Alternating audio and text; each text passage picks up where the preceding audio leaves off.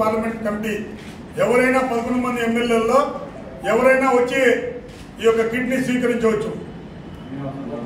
నుంచి జగన్మోహన్ రెడ్డి అండ్ టీంకి ఆంధ్రప్రదేశ్ రాష్ట్ర ప్రజల కృషి ఫలితం, తెలుగుదేశం పార్టీ నాయకుల కార్యకర్తల, తెలుగుదేశం పార్టీ సానుభూతి పరుల యొక్క పోరాట ఫలితం. ఏదైతే గత వైఎస్ఆర్సీపీ ప్రభుత్వం ఎన్నికల్లో ఘోర పరాజయం పాలైన తర్వాత ప్రజాప్రభుత్వం, కూటమి ప్రభుత్వం, తెలుగుదేశం ప్రభుత్వం రావటం ఆంధ్రప్రదేశ్ రాష్ట్ర ప్రజల యొక్క కృషి ఫలితం, వాళ్ళ విజయంగానే చెప్పుకోవచ్చు.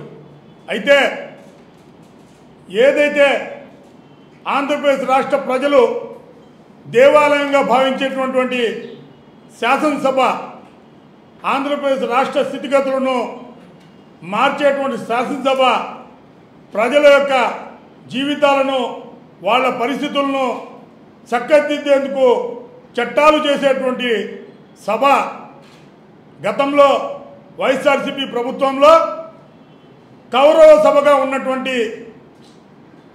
ఈ యొక్క శాసనసభ అనేక మార్లు ముఖ్యమంత్రి, మంత్రులు, ఎమ్మెల్యేలు అవహేళన చేస్తూ, రాష్ట్ర ప్రజలను అవమానపరుస్తూ, రాష్ట్ర స్థితిగతులను అవహేళన చేస్తూ ప్రతిపక్ష నాయకుడిగా ఉన్నటువంటి చంద్రబాబు నాయుడు గారిని, వాళ్ళ ఫ్యామిలీని విచ్ఛిన్నం చేసే విధంగా చేసినటువంటి దుర్భాషలు, అలాంటి యొక్క సంఘటనల్ని పోరాడి విసిగి వేసారి చంద్రబాబు నాయుడు గారు ఇది కౌరవ సభ, నేను గౌరవ సభ చేసే ఈ యొక్క కౌరవ సభ నుంచి వైదొలుగుతున్నాను, ముఖ్యమంత్రి అయితే తప్ప ఈ యొక్క గౌరవ సభని మార్చలేను, నేను ముఖ్యమంత్రి అయి ఈ యొక్క గౌరవ సభని తీసుకొని వస్తాను అని చెప్పేసి ఒక మాట చెప్పి ఆ రోజు సభను చేయటం, బయటికి రావటం, ఈరోజు ఆంధ్రప్రదేశ్ రాష్ట్ర ప్రజల యొక్క కృషి ఫలితం వల్ల ఈరోజు ఆంధ్రప్రదేశ్ రాష్ట్ర శాసనసభ సమావేశం ప్రారంభమైన గౌరవ సభ రూపంలో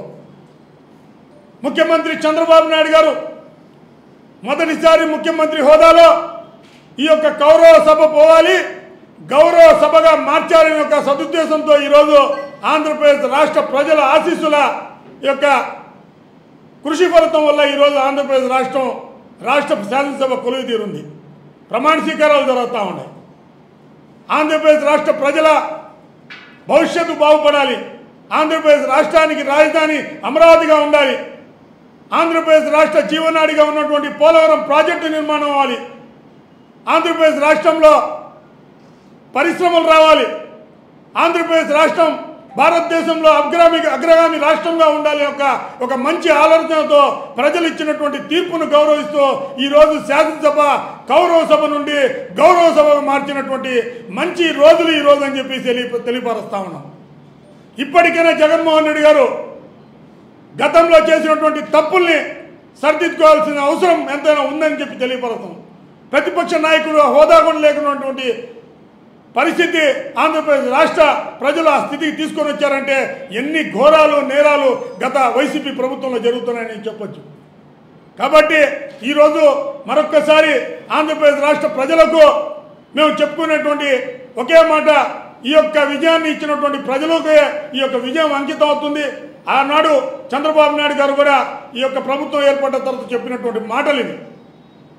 ఎన్ని అవమానాలు ఎదుర్కొన్నారు రాష్ట్ర ప్రజలే కాకుండా తెలుగుదేశం పార్టీ నాయకులు అందరూ, పారిశ్రామికవేత్తలు, స్వచ్ఛంద సంస్థలు, మీడియా ప్రతినిధులు గత 5 సంవత్సరాల్లో పడ్డటువంటి అవమానాలు అన్నీ గుర్తు తెచ్చుకొని ఒకే ఒక నిర్ణయం తెలుగుదేశం కూటమి ప్రభుత్వం రావడంలో కారకులయ్యారు. కాబట్టి మేము ఈ యొక్క గౌరవ సభగా మార్చినటువంటి చంద్రబాబు నాయుడు గారికి మేము సంతోషం వ్యక్తం చేస్తూ శుభాకాంక్షలు తెలియపరుస్తున్నాం. అలాగే ఏదైతే ప్రతిపక్షం కూడా లేనటువంటి, ప్రతిపక్ష హోదా లేనటువంటి ఏదైతే వైఎస్ఆర్సీపీ పార్టీ, వైసీపీ అధ్యక్షుడు, పులివెందుల శాసనసభ్యులు జగన్మోహన్ రెడ్డి గారికి నెల్లూరు పార్లమెంట్ కమిటీ తరఫున ఒక కానుక ఇవ్వదలుచుకో ఉన్నాం. 11 మంది ఎమ్మెల్యేలు, కేవలం ఒక క్రికెట్ టీం లాంటి 11 మంది ఎమ్మెల్యేలని పరిమితం చేసినటువంటి ప్రజలు ఎలా ప్రజల్లో వెళ్ళలేరు, ప్రజలు మిమ్మల్ని విశ్వసించే పరిస్థితులు లేరు, రాష్ట్రాన్ని అధోగతి పాలు చేశారు, ప్రజల ఆ కష్టాల పట్ల అవగాహన లేనటువంటి యొక్క 11 మందికి ఒక క్రికెట్ కిట్ ఇచ్చి ఆ క్రికెట్ కిట్లో అన్న క్రికెట్ ఆడుకొని ఆ యొక్క ఆటలో కూడా నైపుణ్యత తెచ్చుకొని ఆ యొక్క ఆటని 11 మంది ఆపోజిట్లో ఉంటారు, 11 మంది వీళ్ళు ఆ యొక్క నైపుణ్యతను తెచ్చుకోనన్న రాష్ట్ర పరిస్థితులు అర్థం చేసుకోవాలి. చీటింగ్ ఉండకూడదు, నిష్పక్షపాతంగా ఆడాలి అని ఒక ఆలోచనతో నెల్లూరు పార్లమెంట్ కమిటీ నుంచి మేము ఒక క్రికెట్ కిట్టు జగన్మోహన్ రెడ్డి గారు, పులివెందుల శాసనసభ్యులు జగన్మోహన్ రెడ్డి గారికి బహుకరించదలుచుకున్నాం. ఈ యొక్క క్రికెట్ కిట్టు స్వీకరించేదానికి 11 మంది ఎమ్మెల్యేలుగా ఉన్నటువంటి 11 నియోజకవర్గాలు ఏదైతే ఇక్కడ కూడా కొంతమంది ఎస్సీలు ఉన్నారు. కెప్టెన్గా ఎట్లా జగన్మోహన్ రెడ్డి గారు ఉంటారు, వైస్ కెప్టెన్గా పెద్దిరెడ్డి రామచంద్రారెడ్డి గారు ఉంటారు, అలా కీపర్గా మంత్రాలయం ఎమ్మెల్యే ఎట్టా ఉంటాడు. అందరూ అగ్రవర్ణాలే. ఎలాగైనా బలహీన వర్గాల్ని వాళ్ళు అందులోకి ఇచ్చే పని అయితే లేదు, గతంలో కూడా చేయలా, ఈ యొక్క 11 మందిలో కూడా చేసే పరిస్థితి లేరు. కాబట్టి ఈ యొక్క బహుమతిని స్వీకరించమని ఏదైతే పులివెందుల శాసనసభ్యులను జగన్మోహన్ రెడ్డి గారిని, పొంగనూరు శాసనసభ్యులు పెద్దిరెడ్డి రామచంద్రారెడ్డి గారిని, అలాగే బద్వేలు, అరకు వ్యాలీ, ఎర్రగుంటపాలెం, మంత్రాలయం, ఇలా 11 నియోజకవర్గ బద్వేలు, వీళ్ళంతా ఎవరైనా కూడా ఈ యొక్క క్రికెట్ కిట్ స్వీకరించమని చెప్పి మేము చెప్తా ఉన్నాం.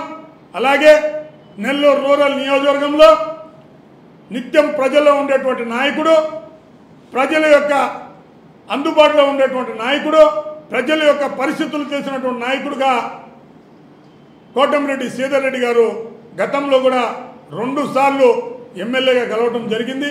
ఈసారి 3వసారి హ్యాట్రిక్ ఎమ్మెల్యేగా నెల్లూరు జిల్లా చరిత్రలో 3వ ఎమ్మెల్యేగా పేరు తెచ్చుకున్నటువంటి వ్యక్తి, హ్యాట్రిక్ ఎమ్మెల్యేగా తెచ్చుకున్నటువంటి వ్యక్తి కోటమిరెడ్డి శ్రీధర్ రెడ్డి గారు.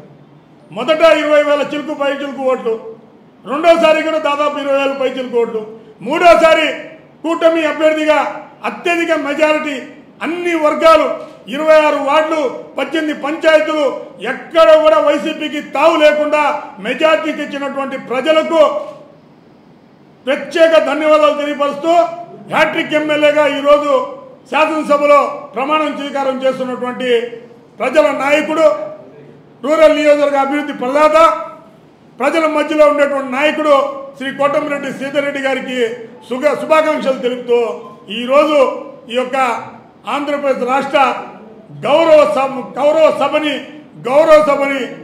సభగా తీర్చిదిద్దినటువంటి రాష్ట్ర ప్రజలకు మరొక్కసారి ధన్యవాదాలు తెలియపరుస్తా ఉన్నాం.